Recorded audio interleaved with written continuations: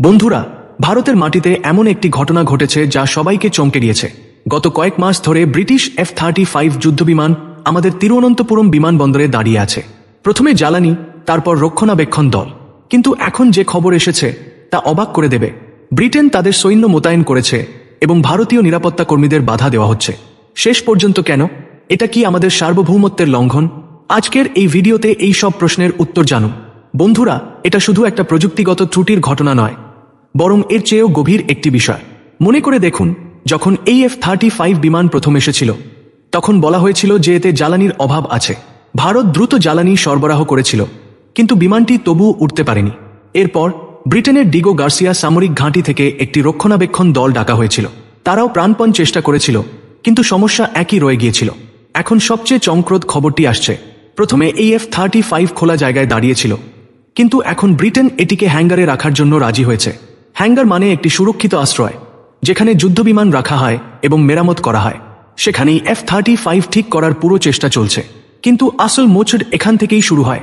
Report অনুযায়ী British বিমানটিতে যে প্রকৌশলী এবং বিভিন্ন যান্ত্রিক যন্ত্রাংশ F-35 এর জন্য আনা হয়েছিল, তার ভেতরে কিছু ব্রিটিশ সৈনিকও ছিলেন।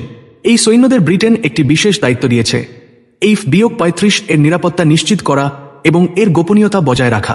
সহজ কথায় বলতে গেলে, ব্রিটেন নিশ্চিত করতে চায় যে ভারতের কোনো প্রযুক্তি চুরি করতে না পারে। আরও একটি চমকপ্রদ খবর সূত্রের থেকে আসছে। আগে যখন F-35 খোলা জায়গায় দাঁড়িয়েছিল, তখন ভারতীয় নিরাপত্তা কর্মীরাই এর নিরাপত্তায় নিয়োজিত ছিলেন। যখন এটিকে হ্যাঙ্গারে নিয়ে যাওয়া হয়েছিল, তখনও ভারতীয় নিরাপত্তা কর্মীরাই এর নিরাপত্তা দিচ্ছিলেন। কিন্তু এখন ব্রিটেন শুধু তাদের নিজস্ব সৈনিকদেরই মোতায়েন করেনি, বরং ভারতীয় নিরাপত্তা কর্মীদের নিরাপত্তা গ্রহণ করতেও স্পষ্ট অস্বীকার করেছে। রিপোর্টে তো এ পর্যন্ত বলা হয়েছে যে ভারতীয় নিরাপত্তা কর্মীদের সেই এলাকায় যেতেও নিষেধ করা হয়েছে যেখানে F-35 মেরামতের কাজ চলছে। হ্যাঙ্গারের আশেপাশে কোনো ভারতীয় বা অচেনা ব্যক্তিকে কঠোর জিজ্ঞাসাবাদ এবং নিরাপত্তা পরীক্ষা ছাড়া ভেতরে আসতে বা সেই এলাকার আশেপাশে আসতে দেওয়া হচ্ছে না। ভাবুন তো, ভারতের মাটিতে, ভারতের বিমানবন্দরে একটি বিদেশি দেশ একরকমভাবে তাদের নিরাপত্তা জোন তৈরি করে নিয়েছে এবং আমাদের নিজেদের নিরাপত্তা কর্মীদেরই বাইরে করে দিয়েছে। এটি নিজেই একটি গুরুতর বিষয়। অনেকেই এর প্রতিবাদ করছেন যে এটি ভারতের সার্বভৌমত্বের লঙ্ঘন। কিভাবে আমাদের নিজেদের জমিতে আমাদের সৈন্যদের নিরাপত্তা দিতে বাধা দেওয়া যেতে পারে? তবে এর একটি অন্য দিকও আছে। কিছু লোক যুক্তি দিচ্ছেন যে এটি কোনো ভারতীয় সামরিক বিমান ঘাঁটি নয়, বরং একটি বেসরকারি বিমানবন্দর যা আদানি সংস্থা পরিচালনা করে। এছাড়াও ভারত ব্রিটেনের সাথে অনেক নিরাপত্তা চুক্তিও করেছে।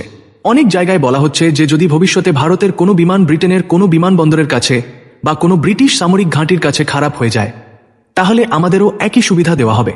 তাই এটিকে খুব বড় সমস্যা হিসেবে দেখা উচিত নয়। কিন্তু এসবের মাঝে একটি কথা একেবারে স্পষ্ট, তা হলো ব্রিটিশ প্রকৌশলীদের ঘাম ছুটে গেছে। ব্রিটেনকে তাদের নিজেদের দেশেই অনেক সমালোচনা শুনতে হচ্ছে যে তারা একটি যুদ্ধবিমান ঠিক করতে পারছে না। ইন্টারনেটে তো এই F-35 নিয়ে প্রচুর মিমস তৈরি হচ্ছে। অনেকে তো এই F-35 কে বিক্রির জন্য অনলাইনেও দিয়ে দিয়েছে, মজা নিচ্ছে। যখন ভারতে এত মজা করা হচ্ছে, তখন ভাবুন তাদের নিজেদের দেশে এই মুহূর্তে কি অবস্থা হচ্ছে। আরেকটি আশ্চর্যজনক বিষয় হল, ব্রিটেন চাইলে আমেরিকার সাহায্য নিতে পারত, কারণ F-35 আমেরিকান প্রযুক্তিতে তৈরি। কিন্তু এখনো পর্যন্ত তারা আমেরিকান প্রকৌশলী বা তাদের সেনাবাহিনীর সাহায্য নেয়নি। এটা সত্যিই ভাবার মতো বিষয়। একটি কথা নিশ্চিত, ব্রিটেনকে দ্রুত এই F-35 ঠিক করতে হবে। যত দেরি হবে, তার প্রযুক্তিগত দক্ষতার উপর বিশ্বজুড়ে প্রশ্ন উঠবে এবং তার আন্তর্জাতিক সুনাম ক্ষতিগ্রস্ত হবে। এটি শুধুমাত্র একটি বিমানের মেরামতের বিষয় নয়, বরং দুটি দেশের সম্পর্ক এবং প্রোটোকলেরও প্রশ্ন। বন্ধুরা, এই পুরো বিষয়টি নিয়ে আপনার কি মনে হয়? আপনার কি মনে হয় ভারতের এ বিষয়ে আরও কঠোর অবস্থান নেওয়া উচিত, নাকি এটি একটি স্বাভাবিক প্রক্রিয়া? আপনার মতামত আমাদের কমেন্ট বক্সে অবশ্যই জানান। যদি আপনার এই ভিডিওটি ভালো লেগে থাকে, তাহলে কমেন্টে ইয়েস টাইপ করুন এবং আমাদের চ্যানেল সাবস্ক্রাইব করতে ভুলবেন না।